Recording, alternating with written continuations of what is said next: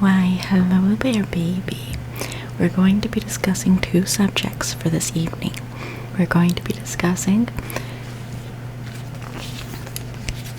this simplified version of blockchain and a more interesting subject, in my opinion, a simplified version of electromagnetism. Are you ready? Good. Okay. So we're going to begin with the blockchain. Blockchain is like a type of futuristic currency, although not that futuristic because some people are already using it. It's not something that Miss Angelica likes at all, but it is no less something on the horizon. Ideally, hopefully, it's a tool used by people who are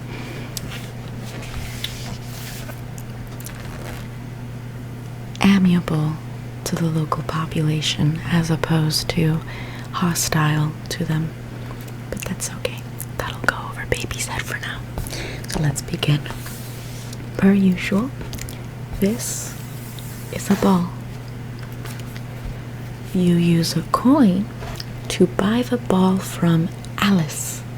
So we just bought a coin. We used a coin to buy a ball from Alice.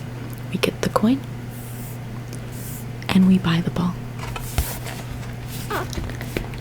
Everyone can see Alice has the coin now. Everyone can see that Alice has the coin. Everyone can see the transaction that you just gave to Alice, or rather, in a different way of saying it, everyone sees that you gave a coin to Alice and Alice gave you the ball. But a digital coin is invisible. No one can see it. It's like a ghost. So how do we know who has the coin? How do we know someone has the coin? If it's invisible and no one can see it, how can we tell? The blockchain tracks who has the coin with a puzzle. Green, purple, yellow, red, with different little shapes bouncing from each person to person. Alice has the coin. Alice has the coin because the blockchain has her pattern locked in. Bob, a new character, has an apple. Bob has an apple. What is he going to do with it? Alice uses the coin to buy the apple from Bob. So a new transaction, or Alice giving her coin now to Bob. The coin keeps bouncing from person to person, from piece to piece in the blockchain. This is a transaction. Now everyone knows Bob has the coin. Now everyone, because of the blockchain, knows that Alice gave the coin to Bob. The question is, what will people do with that information? Bob uses the coin to buy a carrot from Charlie. So now the coin has moved yet again from Bob to Charlie because Bob wanted a carrot. This is another transaction. So now Bob has given the coin to Charlie. We are bouncing from hand to hand. So this has been two transactions, from Alice to Bob for the apple, and from Bob to Charlie for the carrot. But look, the two transactions connect. The two blocks on the chain connect, creating a blockchain. Charlie uses the coin to buy a pear from Diana. So Charlie uses the coin to buy a pear from Diana. Now the coin is going from Charlie to Diana for a pear. This is another transaction. So we've added another piece to the chain, another block to the chain. They all form the blockchain. They all have a unique shape to them to indicate a unique transaction, but they all fit together so that way you know the sequence or the order in which the transactions happened. Alice pretends she still has the coin. Uh-oh. Alice is pretending to have the coin. That's called lying. Do we know why lying is bad? Yes, because everyone's entitled to the truth. That way they can make accurate decisions. Sometimes we lie when we're scared, but in those moments we have to remember that our fear is nothing in the grand scope of being honest and maintaining a honest character. Let's see what happens to Alice. Alice wants to buy a pear from Diana. Oh no. Alice pretends to have the coin because she wants to get something out of Diana. That's not fair to Diana. This is also a transaction. Interesting. I see. But it is invalid because it does not fit into the blockchain. Oh no. It looks like this piece doesn't have anywhere to go. It doesn't fit anywhere. Alice already spent her coin. She gave it to Bob for the apple. This is how the blockchain tracks the invisible coin. Now you know the blockchain. How did baby enjoy that lesson? Was it interesting? Okay, good. I hope this next lesson is more interesting. I take far more interest in it personally, so let's see how you like it. We're going to be discussing electromagnetism. There is a little relationship between electricity and magnetism. It's like they're boyfriend and girlfriend. They're kind of doing a little waltz forever and ever. So, we're going to learn the relationship. This is a ball. Here's our ball that we always start off with. This ball has a positive charge, so the ball is being attracted to things.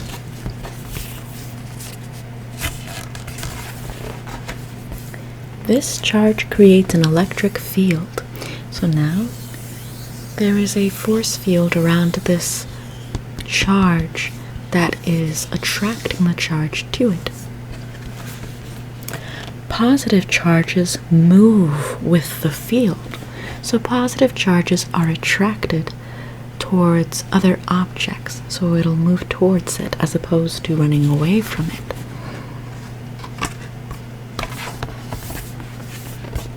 Positive charges repel other positive charges.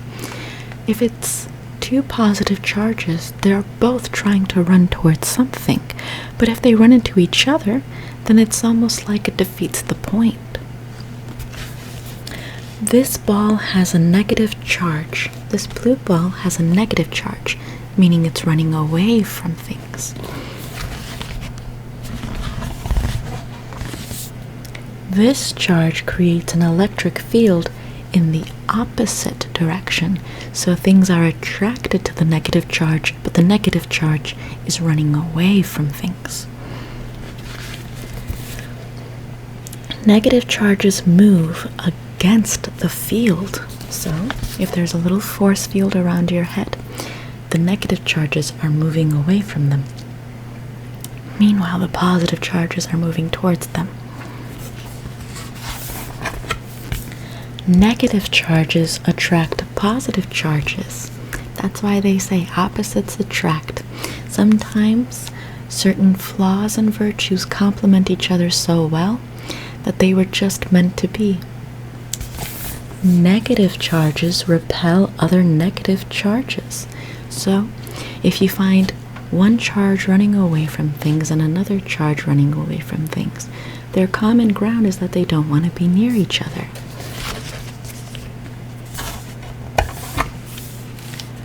Positive charges attract negative charges. So, if the negative charge is trying to run away from things, eventually it's going to land towards a positive charge that's trying to run towards things. And there's a balanced, harmonious relationship between them. That's why it's very difficult to pull them apart. Field lines flow from positive to negative. So, if you were to place a magnet in the middle of some metal dust or iron dust, you'll notice that the dust start to form very beautiful lines. That's the force field making itself clear. So, there's field lines moving towards the charges. A current, if you will. Positive and negative charges follow them. Follow them. These charges flow through these force field lines, just pushing or exerting all the influence that's emanating from them. Back to square one. This is a magnet. It has a negative charge and a positive charge. It has a north pole and a south pole. Now you might be thinking, little baby, that the Earth has a north pole and a south pole. So maybe a magnet is named after the north pole and the south pole. But that's like putting the carriage before the horse. You see, the Earth itself has a north pole and a south pole because there is an electromagnetic field around the Earth. So, it shares the same nature. That's why the Earth has a north pole and a south pole. It creates a magnetic field. So, a magnet creates its own magnetic field where there is a flow happening through the lines. Other magnets want to line up with it. So if you were to put magnets near magnets, they're going to start clicking into the shape that attracts them the most. So the positive to the negative to the positive to the negative, and the negative to the positive. And they end up looking like this, kind of following the flow of the charges themselves.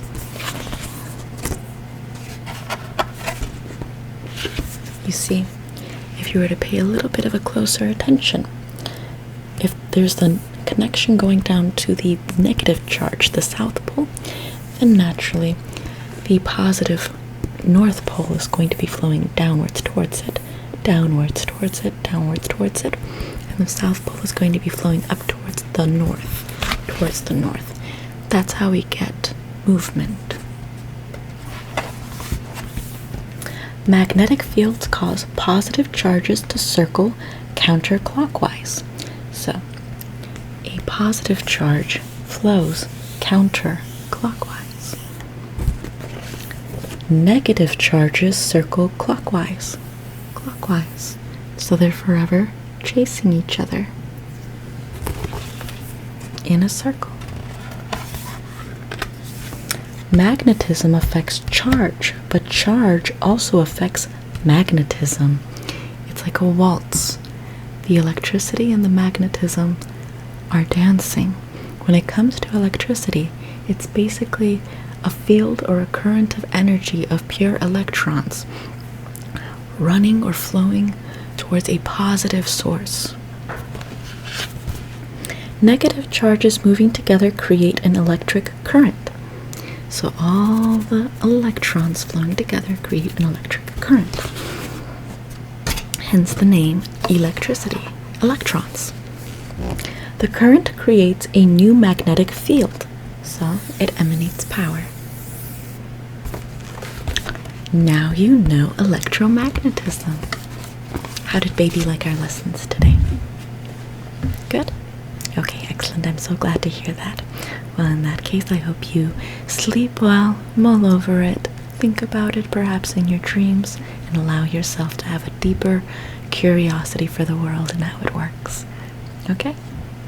Excellent. Take care. Night, night.